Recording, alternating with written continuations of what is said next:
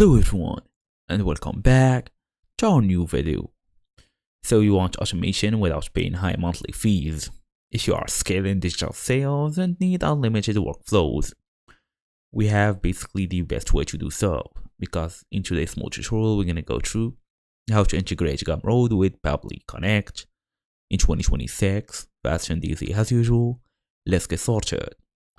So first and first, we want to open our device, make sure we are fully connected to the internet to access Pabbly Connect.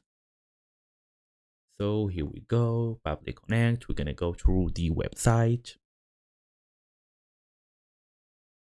Now it's time to sign up for free. Then go and create your workflow.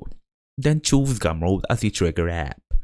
Select New Sale and connect using your API key. You're gonna ask me how would I access my API key. So you're gonna go through your Gumroad here, go through the settings, then go through advanced and copy it from there. Then paste it later into the platform. Then add your action app, email, CRM, sheets, or whatever. So it all depends on you. After this, we're gonna go basically through the section where we want to organize workflows by product type to avoid any confusion later. So for example, you start for free, you just have to use your email address and password to access this. Then they're gonna give you this small limited offer.